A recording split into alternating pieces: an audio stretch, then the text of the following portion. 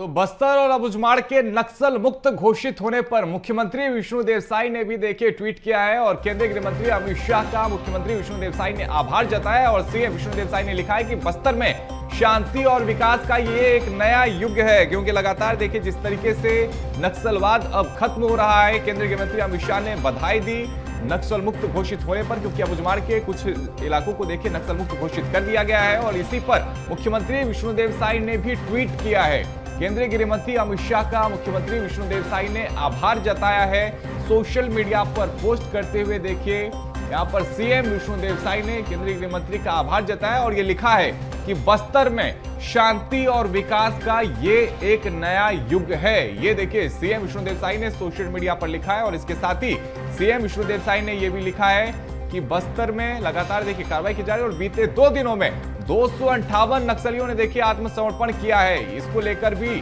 CM Vishnudeo Sai ने अपने post में जिक्र किया और साथ ही ये कहा कि प्रधानमंत्री के नेतृत्व में भारत में नक्सलवाद अंत की दहलीज पर है, क्योंकि लगातार देखिए देश के अलग अलग हिस्सों में जो नक्सली हैं वो आत्मसमर्पण कर रहे हैं, हथियार डाल रहे हैं और इसी को लेकर सीएम विष्णुदेव साई ने प्रधानमंत्री को यहां पर देखिए बधाई दी और साथ ही ये भी कहा कि प्रधानमंत्री के नेतृत्व में देश से जो नक्सलवाद है वो अब अंत की दहलीज पर पहुंच चुका है और छत्तीसगढ़ में पिछले 22 महीनों में 477 नक्सलियों को न्यूट्रलाइज किया गया है। और साथ ही देखिए उन्होंने कहा कि दक्षिण बस्तर में यह लड़ाई अपने निर्णायक मोड़ पर है और अब देखिए लड़ाई दक्षिणी बस्तर को लेकर के है, क्योंकि लगातार देखिए गृह मंत्री अमित शाह ने भी इसका जिक्र किया था। और इस खबर पे अधिक जानकारी के साथ हमारे साथ में छत्तीसगढ़ से state editor doctor Awadhesh Mishra ji हमारे साथ में जुड़ रहे हैं। अवधेश जी देखिए कल का दिन बेहद ऐतिहासिक होने वाला है। हम तस्वीरें देख रहे हैं किस तरीके से एक बड़ी मात्रा में जो नक्सलियों का हुजूम है वो निकल चुका है, हाथों में हथियार है और कल हथियार डालने वाले हैं। गढ़चिरौली की तस्वीरें हमने देखी थी, लेकिन ये उससे भी कहीं ना कहीं एक बड़ा इवेंट होने वाला है, क्योंकि जो आंकड़ा है वो अपने आप में ये बता रहा है कि कल का दिन कितना बड़ा और ऐतिहासिक होने जा रहा है।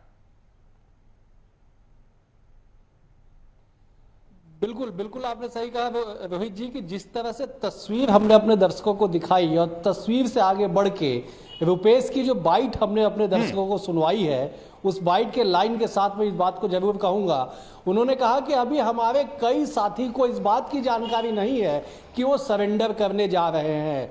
मीडिया के माध्यम से अन्य माध्यमों से उन तक जब सूचना पहुंचेगी तो वो लोग भी बाहर निकल के सरेंडर करेंगे। मतलब समझिए कि छत्तीसगढ़ ही नहीं देश के लिए जो तारीख तय हुई है रोहित जी 31 मार्च 2026, उससे पहले 4 तस्वीर अपने दर्शकों को याद दिला देते हैं। सबसे पहले चलपति को मार गिराया गया गरेबंद के सीमावर्ती क्षेत्र में। उसके बाद कांकेर में एक नक्सली मुठभेड़ में बसव राजू को मार गिराया गया।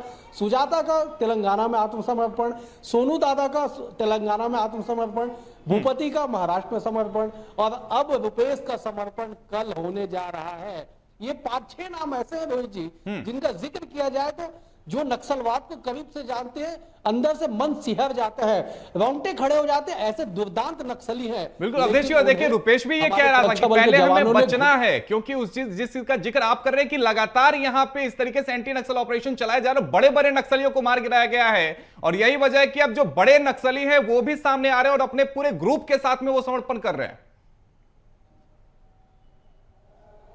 बिल्कुल बिल्कुल रोहित जी, मैं इसी बात का जिक्र कर रहा हूं कि सुरक्षा बलों ने इन्हें मजबूर कर दिया घुटने टेकने के लिए, क्योंकि जानते हैं कि अगर घुटने नहीं टेकेंगे तो इन्हें मार गिराया जाएगा। क्योंकि जब इनका चलपति नहीं बच पाया, जब इनके बड़े कमांडर नहीं बच पाए तो इनका बचना अब नामुमकिन है। और यही बात है कि जिन सब जवानों ने जो शौर्य दिखाया उस शौर्य की ही कहानी है कि आज छत्तीसगढ़ नक्सलवाद मुक्त होने की कगार पे है।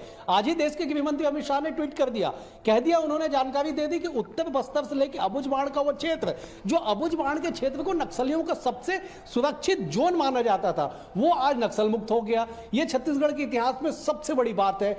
कल जब ये तस्वीर सामने आएगी, जब हम दर्शकों को दिखाएंगे कि किस तरह से रुपेश अपने माफ कीजिएगा 140 साथियों के साथ सरेंडर करेगा 70 ऑटोमेटिक और अन्य वेपन्स के साथ, ये तस्वीरें बड़ी होंगी और तमाम जख्मों पे जो 25 साल से नक्सलवाद के नाम पे छत्तीसगढ़ के सीने पे जो जख्म लगे हैं उस जख्म के भरपाई के लिए ये तस्वीर काफी है कि नक्सलियों ने आखिरकार सरेंडर किया, घुटने टेके और अपनी जान की दुहाई मांगते हुए वो शहर की तरफ निकले। और जो तस्वीर दिखाई पड़े। इंद्रावती नदी पार करके पैदल चल के लगभग 70 किलोमीटर का सफर है। जो लोग छत्तीसगढ़ को जानते हैं, जो उस भौगोलिक स्थिति को जानते हैं, उन्हें पता है कि कितनी दुर्गम पहाड़ियां, दुर्गम क्षेत्र है, वहां से उतने लंबे पैदल यात्रा करके केवल और केवल सरेंडर करने के लिए बाहर आना अपने आप में सुरक्षा बलों की जीत है, अपने आप में यहाँ पे हौसलों की जीत है। और सरकार जो लगातार जो एंटी नक्सल ऑपरेशन को लेकर रणनीति बना रही है, उस रणनीति की बड़ी जीत है कि आज छत्तीसगढ़ इस कलंक से, माओवादी नामक कलंक से दूर होता नजर आ रहा है। जी रोहित जी। बिल्कुल अवधेश जी, दर्शकों को जरा ये भी समझा दीजिएगा कि उत्तर बस्तर जो है वो देखिए अब नक्सल मुक्त हो रहा है, लेकिन कहीं ना कहीं दक्षिण बस्तर वो भी अभी एक चैलेंज बना हुआ है। आखिर क्या वजह है कि दक्षिणी बस्तर अभी भी कहीं ना कहीं नक्सलियों के लिए एक बड़ा और मजबूत गढ़ बना हुआ है? सबसे साधारण बात है, जो छत्तीसगढ़ की भौगोलिक परिस्थितियों को हमारे दर्शक समझेंगे, मैं इस बात को बताऊंगा कि छत्तीसगढ़ देश का एकमात्र ऐसा राज्य है जो 7 राज्यों की सीमावर्ती से लगा, सीमाओं से सटा हुआ है। नीचे जिस दक्षिण बस्तर की बात कही जा रही है, वहां पे दंतेवाड़ा से लेके बीजापुर से लेके सुकमा 3 प्रमुख जिले आते हैं। इन 3 जिलों में 4 राज्यों की सीमा टच होते हैं। वहां पे उड़ीसा, तेलंगाना, आंध्र प्रदेश और महाराष्ट्र, 3 जिलों में 4 राज्यों की सीमावर्ती क्षेत्र वहां पे लगते हैं। और सारे के सारे, चाहे गढ़चिरौली हो, चाहे फिर वो तेलंगाना का क्षेत्र हो, आंध्र प्रदेश का क्षेत्र हो, सारे जो है सुदूर अंचल, सुदूर क्षेत्र कहलाते हैं। तो ये बड़ा जो एक एरिया है, कवेगुटा की पहाड़ी में हमने देखा कि 30 दिन तक अभियान चला।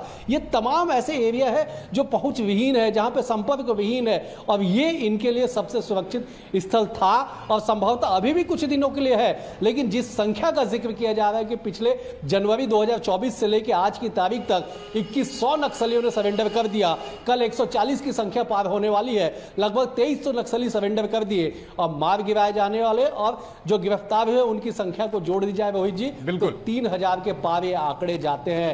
बताने के लिए काफी है कि अब छत्तीसगढ़ में नक्सलवाद बचा नहीं है। 3000 नक्सलियों को अगर सरेंडर कर दिया गया, उन्हें घेरे में ला दिया गया, मुख्य धारा में लाए गए अलग अलग कारणों से, तो अब उनके पास ना तो संख्या बल बचा हुआ है, ना उनके पास हथियार बचे हुए हैं, और ना ही अब जो बेहद आक्रामक तरीके से फोर्स जंगलों में लड़ रही है, उनसे लड़ने के लिए रणनीति और हथियार बचे हुए। तो ये बात बिल्कुल तय है कि छत्तीसगढ़ बहुत जल्द ही नक्सलवाद मुक्त होने जा रहा है रोहित जी। बिल्कुल, और कल की तस्वीरें भी हम दर्शकों को सबसे पहले BSTV पर दिखाने वाले हैं। बहुत शुक्रिया अवधेश जी आपका हमारे साथ में जुड़ने के लिए और दर्शकों तक ये तमाम जानकारी पहुंचाने के लिए।